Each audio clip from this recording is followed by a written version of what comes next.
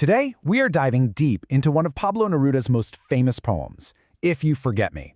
And we're going to show you why it's so much more than just a love letter. It's actually a powerful, revolutionary manifesto for a whole new kind of relationship. Okay, let's just jump right in with the poem's most startling lines. I mean, on the surface, this sounds like a threat, right? A pretty cold ultimatum. But is it? Or could it be something else entirely? A profound declaration of freedom and dignity, right at the very heart of love?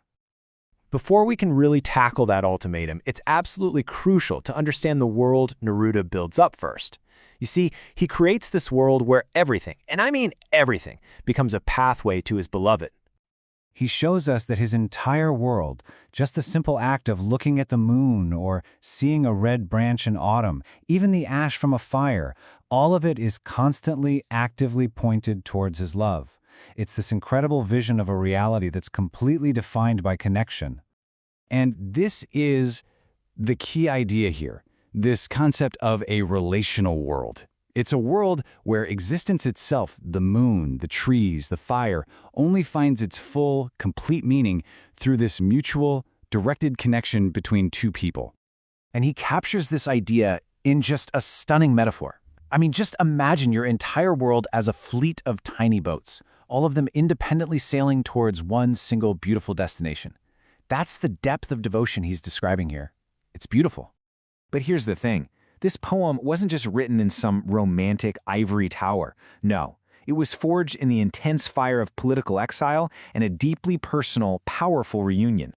And this context is absolutely vital. You see, in 1948, Neruda was a political fugitive in his own country. He had literally lost his homeland. But right in the middle of all that loss, he found this unbreakable sense of belonging in his love for Matilde Urrutia. And that real-world experience, well, that's what gives the poem its incredible weight. This isn't just some poetic fancy, it's a vow from someone who truly, deeply understands what it means to choose where you belong when everything else has been stripped away. It's about a love that is both fierce and at the same time completely free. Now here's where it gets really fascinating. This poem doesn't just work on an emotional or an intellectual level. It actually resonates with our own neurology, our psychology. Believe it or not, there's a science to this sweetness. So what the poem is really championing is this powerful idea of reciprocal love. It's a model based on mutual choice and respect, where affection isn't some kind of debt to be paid back, but a fire that actually feeds itself. This is such a powerful alternative to how we so often think about romance. Get this, the poem's very rhythm can literally affect our brains. Neruda's long, flowing lines build up this sense of warmth and anticipation, and then bam! Those sharp conditional turns, the if you forget me moments, they create this jolt. This tension and release can even trigger oxytocin, the embrace hormone, which makes the resolution feel like a biological homecoming. So when you put them side by side, the contrast is just stark. On one side, you've got this possessive model of love, which is really rooted in clinging, in control, and ultimately in fear. Neruda's vision of reciprocal love, it completely frees us from that. And it replaces that fear with empowerment and dignity. Okay, so that all sounds great for the 1950s. But why should a 7-year-old poem matter to us today? In our modern world of digital dating, ghosting, and what can feel like disposable connections, what can Neruda possibly teach us? And that really is the central question for us now, isn't it? In an age of swipe rate culture that can feel so transactional, Neruda's ideas feel more radical and frankly more necessary than ever. Can this poem actually help us break free from some of the harmful, possessive ideas about love that we've inherited? The poem offers this powerful antidote to modern dating fatigue. It suggests that a true, authentic connection is an act of quiet resistance. It's a resistance against the whole idea of possessing another person and against that disposability that can so easily creep into our relationships. But remember, that ultimatum isn't the whole story.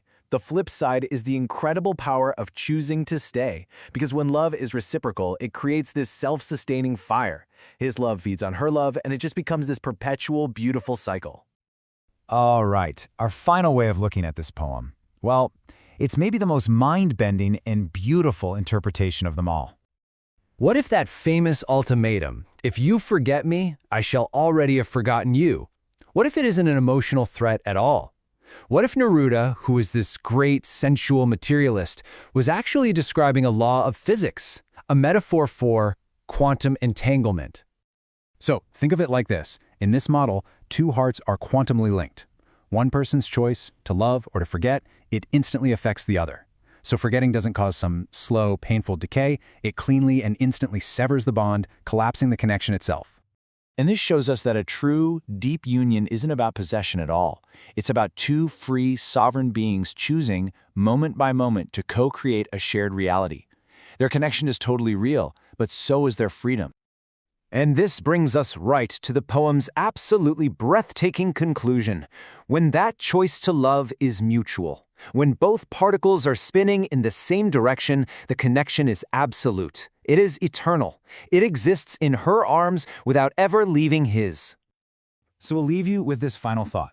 Neruda's poem offers so much more than just beautiful words. It's a blueprint. It's a vision of love not as a cage that's built on fear, but as a safe harbor, a reciprocal shore, built on the radical foundations of freedom and choice.